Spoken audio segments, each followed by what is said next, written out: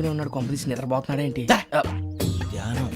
కళ్ళు మూసుకొని ఎవరినో కాంటాక్ట్ చేస్తున్నారు. అవునా? అబ్బా. రామ్ ప్రసాద్, నీకు నిజం చెప్పాలంటే బాధగా ఉంది, కానీ చెప్పక తప్పదు. ఎందుకంటే అది నిజం కాబట్టి. Correct sir, correct. ఏంటి సార్ అది? నీకు 40 ఏళ్ళు వచ్చే వరకు కష్టాలు తప్పవు గురూజీ. అవి మామూలు కష్టాలు కావు, అష్ట కష్టాలనే చెప్పాలి. ఉదాహరణకు అవి ఎలా ఉంటాయంటే, దొరక్క నీకు ఫుడ్ దొరికితే అది నీ నోటికందే లోగా నీ కాలో నీ చెయ్యో తగిలే మట్టిపాలైపోతుంది. నీ వాకలికి తట్టుకోలేక అప్పు కోసం ఎండను పడి వెళితే అక్కడ తాళం వేసి ఉంటుంది. మరో కఠోరమైన నిజమేమిటంటే, నీ దరిద్రాన్ని చూసి భరించలేక నీ భార్య లేచి వెళ్ళిపోతుంది. ఒక్కతేనా ఎవరితోనన్నా?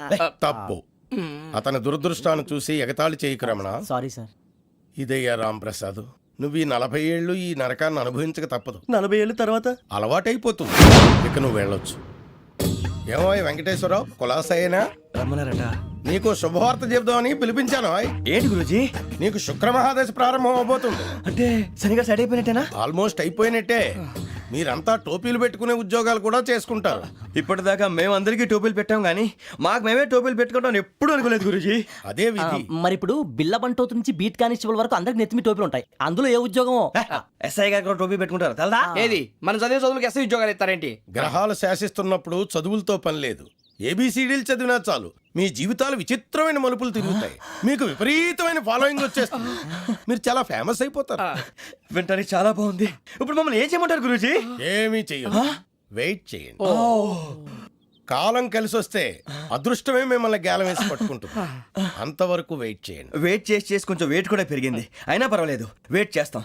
అందాక ఏ అప్పు సపోర్ట్ చేసుకుని తాగుతాం, బ్రతుకుతాం అన్నట్టు. అప్పు అంటే గుర్తొచ్చింది, అప్పు మీద మీ అభిప్రాయం ఏంటి గురూజీ? ఏంటరా ఇంత నుంచి మీకు ఎదుగుతున్నాను రా. ఇక్కడేం చేస్తున్నారు? మన టైం బాగుందిరా. ఎవడన్నా అప్పిస్తున్నాడా ఏంటి? కాదురా, ఉద్యోగాలు ఇస్తారమ్మన్నాడు గురూజీ. చూసారా, చౌదరి గారు చెప్పింది నిజమే. మరి శుక్రమహాదేశ్ మొదలైంది. ఇంతకీ ఎవరా మహానుభావుడు? నమస్కారం. అయినరా నేను చెప్పింది? ఆహా, సాక్షాత్ ఎంప్లాయ్మెంట్ ఎక్స్చేంజ్ నడుచుకుంటూ వస్తున్నట్టు ఉంది. పదండి పట్టేద్దాం. నమస్కారం సార్. నమస్తే. వీలే సార్ మా ఫ్రెండ్స్. నమస్కారం. నమస్తే. నేను చెప్పానుగా, భగవాన్ గారు. ఆహా, పేర్లోనే దేవుడు ఉన్నాడు. లోపల కూడా పాజిటివ్ థింకింగ్ ఎక్కువ. ఇంతకీ మీరు ఇండియానా చైనీసా? India sir. మా ఫేస్ చూస్తారు అనిపించలేదు మీకు? భలే కామెడీ ఫీల్ అలా ఉన్నాడు. నేను అడిగేది ఇండియన్ రెస్టారెంటా చైనీస్ రెస్టారెంటా అని. నేనేది ఓపెన్ గా డిస్కస్ చేయను కదా. పేరు చూసి స్కూల్లో డిస్కషన్ పెడతాడు అనుకుంటే వీటేంట్రా హోటల్ అంటున్నాడు. బాబు ఎట్ ఫీల్ అవుతున్నాడు. అంతా మీ ఇష్టం అంటున్నాడు సార్. ఫస్ట్ చైనీస్ రెస్టారెంట్ కి వెళ్దాం. నెక్స్ట్ అక్కడ డిసైడ్ చేద్దాం. చాలా ఇబ్బంది పడుతున్నట్టున్నారు. నువ్వు చేత్తో తినే బాబు. నేను జనరల్ గా చైనీసే ప్రిఫర్ చేస్తాను. ఫ్యాట్ కంటెంట్ తక్కువ ఉంటది కదా. రేపు నుంచి మేము కూడా ఇదే ఫాలో అవుతాం. ఇంతకీ మీకు స్టీల్ ప్లాంటా, షిప్ యార్డా, ఏషియాడా, జింక, బంకా? బంకా, హెచ్పిసిఎల్. ఇవన్నీ దేనికి సార్? దేనికేంటి? ఉద్యోగం చేయడానికి. మీకు ఎందులో కావాలో చెప్పండి. నేను అమలపోతున్నారా? ఏంటయ్యా డిస్కషన్స్? మాకు నీ ఛాయిస్లు ఉంటాయి అనుకోలేదు. మీరు సడన్ గా జింకు బంకు అంటే సింక్ అవడానికి కొంచెం టైం పట్టింది. అదే అదే జేసీ గారు టోపీలు పెట్టుకుని ఉద్యోగం అన్నారుగా. వీటిలో టోపులు పెట్టుకునే జాబ్లు ఎక్కడ ఉన్నాయండి? అన్నిటిలోనే ఉంటాయి, వాటిలో కూడా ఉంటాయి. వాచ్మెన్ ఉద్యోగం కావాలా? ఇంతకీ మీరు అనే జాబ్ ఏంటి సార్? నేను చెప్పేది టోపులు పెట్టుకునే ఉద్యోగం కాదు, టైల్ కట్టుకునే ఉద్యోగం. అది టైల్ కట్టుకోవటం మాకు రాదు. వాళ్ళు కడతారులే. ఇంతకీ మీకు జిఎం కావాలనా, ఏ జిఎం కావాలనా? అట్లా పిలుస్తున్నాడు చూడు బాబు. జిఎం అడిగితే ఎలా ఉంటుందంట? ఏజీఎం అంటే వింటానికి కొంచెం పెద్దదిగా ఉంది. ఏజీఎం ఇప్పించండి సార్. అనుకున్నాను నువ్వు ఇది అడుగుతావని. జిఎం అంటే జనరల్ మేనేజర్, ఏజిఎం అంటే అసిస్టెంట్ జనరల్ మేనేజర్. తూచండి, మాకు జిఎంఏ కావాలి సార్. అది సరే కానీ భగవాన్ జీ, ఈ ఉద్యోగాలకి టోపులు పెట్టుకుని వెళ్ళొచ్చా? నీ ఇష్టం వచ్చినట్టు వెళ్ళొచ్చమ్మా. అయితే నాకు జింక్లో ఇప్పించండి. నాకు స్టీల్ ప్లేట్ నాకు బంకులో గానీ. కన్ఫ్యూజ్ చేయగానే ఆయన్ని అందరికీ ఒక చోట ఇప్పించండి సార్. కలిసి పని చేసుకుంటాం. జీతం ఎంతండి? 30,000 అంటే 40,000. వడ్డీ ఎంత? అప్పు కాదయ్యా, నీకు ఇచ్చే జీతం. అంటే తిరిగి ఒక్కలేదా?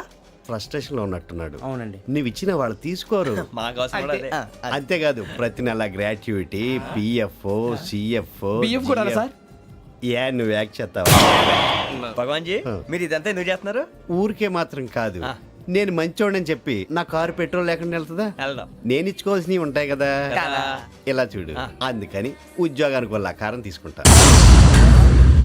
మా గెటబుల్ చూసి మీరు అపార్థం చేసుకుంటున్నారు. మాకంత పొజిషన్ లేదండి బాబు. పోనీ నలుగురు కలిసి ఉద్యోగం చేసుకోవచ్చా? మీ దరిద్రం నాకు అర్థమైంది. థ్యాంక్స్. మీ నలుగురు కలిసి ఓ ₹1,00,000 ఇవ్వండి చాలు. నేను నమ్మనరా, డబ్బుల విషయంలో అసలు నమ్మను. నాన్నగారు మీరు అలా అంటాం భావ్యం కాదు.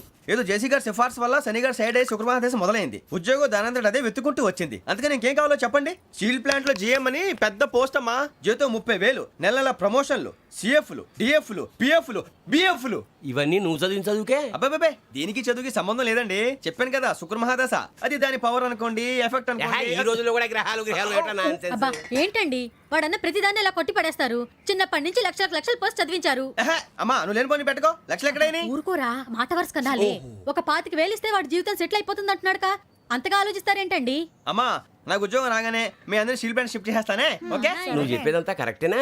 నాన్నగారు మీకు అంత అనుమానం అయితే ఇవ్వకండి. సర్లే, ఇప్పటికిప్పుడు అంత డబ్బు అంటే కష్టం కానీ నా కెనటిక్ హోండా అమ్మాలి. నాకు తెలుసు మీరు ఆ నిర్ణయం తీసుకుంటారని, అందుకే పార్టీని పట్టుకొచ్చాను. బయట వెయిటింగ్.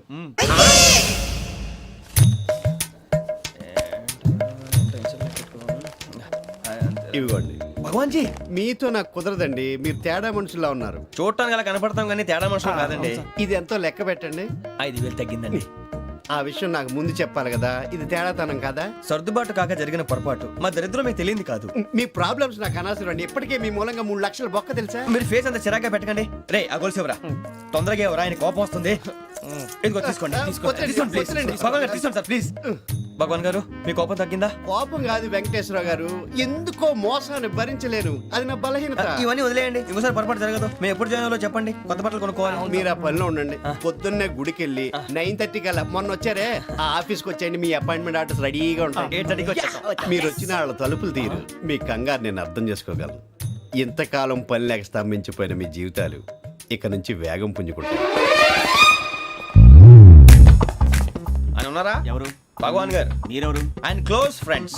సరే లోపల రండి. పదా సార్ వీళ్ళు భగవాన్ క్లోజ్ ఫ్రెండ్స్ అంటారు.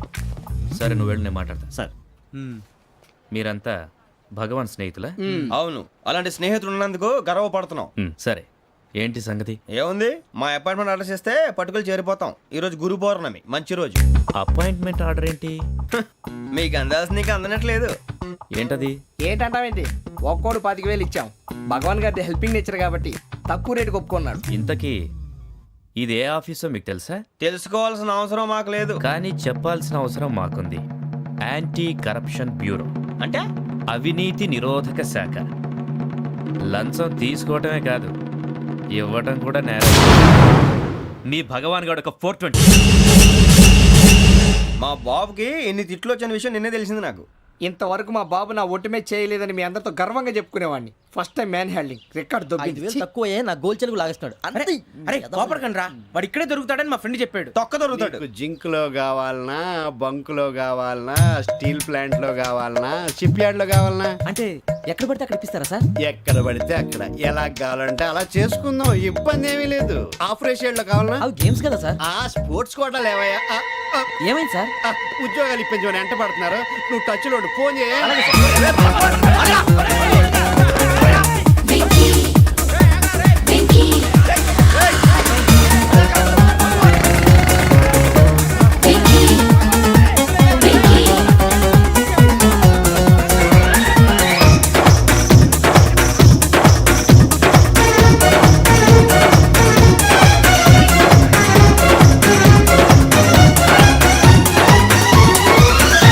On your marks set go.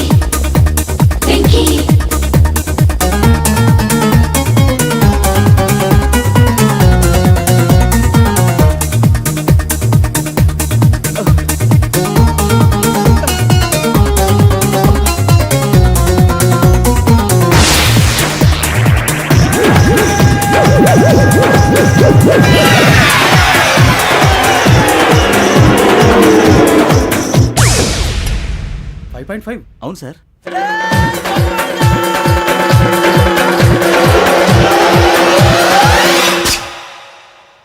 Great.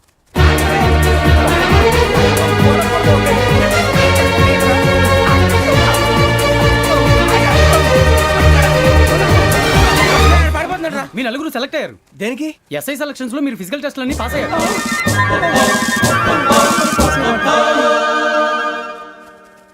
కానీ మేము అప్లై చేయలేదు సార్. అప్లై చేయలేదా? చేయి వదలకండి సార్, కాలు పట్టుకోవాల్సి వస్తుంది. రాగరాకు వచ్చిన అవకాశం. సరే, మీరంతా డిగ్రీలు పాస్ అయ్యారా? ఎప్పుడో. ఓకే, ఇప్పుడు అప్లై చేయండి. Thank you sir. నేను మేనేజ్ చేస్తాను. Thank you sir. మీరు రిటర్న్ టెస్ట్ ప్రిపేర్ అలాగే అవ్వండి. సార్. All the best. రేయ్, ఈ పరీక్షల్లో సమాధానాలని ఏబిసిడ్యూల్లోనే ఉంటాయి. ప్రతి ప్రశ్నకి 4 ఏదో ఒకటి కరెక్ట్ ఆన్సర్. ఏది కరెక్టో మనకు తెలియదు కదరా. నీకు ఏబిసిడ్యూల్ తెలుసు కదా? తెలుసు. అయితే కళ్ళు మూసుకుని 4 ఏదో ఒకటి రాసుకుంటూ పోతాం. మన అదృష్టం బాగుండి అవి కరెక్ట్ అయితే పాస్ అయిపోతాం. ఎస్ఎల్ కూడా అయిపోతాం. వారిని ఏబిసిడీలు వస్తే అసైల్ అయిపోతాం అని తెలిస్తే నాన్న కష్టాలు పడి డిగ్రీలు చేసేవాళ్ళం కాదు కదరా. రెడీ, స్టార్ట్ చేద్దాం. నీ ఇష్టదేమో ఆంజనేయ స్వామి. వేసుకో. నీ ఇష్ట పొలిటీషియన్ వాజ్పేయి. ఏబిసిడీలో రావాలి. నేషనల్ లెవెల్లో కాదు, స్టేట్ లెవెల్లో 7. స్టేట్ అయితే చంద్రబాబు నాయుడు. సిఎస్కో. నీకు ఇష్టం క్రికెటర్ ఎవర్రా? Mister dependable. ఆడేవడరా? ఓ నీ క్రికెట్ లో విజ్ఞాన ప్రదర్శనలో ద్రావిడు. డిఎస్కో. వేసావా? నీకు ఇష్టమైన నటుడు? బాలకృష్ణ. సమర్సింహారెడ్డిలో డీటెయిల్స్ వద్దు, బిఎస్కో. అయిపోయిందిరా. అందరూ దీన్నే ఫాలో అవ్వాలి. రాత్రికి ఏబిసిడీలు బాగా బట్టి పట్టండి. అందరూ ఏవే ఆన్సర్లు రాయాలి. మునిగితే అందరూ కలిసి మునుగుదాం. అయినా గురువారం పాటు గురుమేట్ల మీద కూర్చొని రాసింది ఖచ్చితంగా జరుగుతుందని జేసీ గారు చెప్పారు. మన ప్రయత్నం మనం చేద్దాం, మిగిలింది ఎక్కడికి వదిలేద్దాం. ఆయన కూడా ఏదో పని ఉండాలి కదా.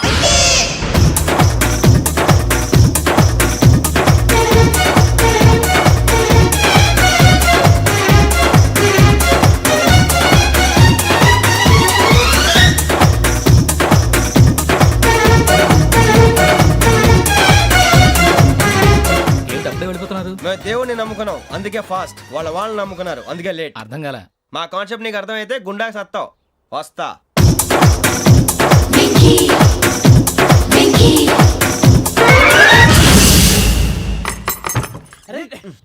మనం అనుకున్నదంతా అయిపోయింది.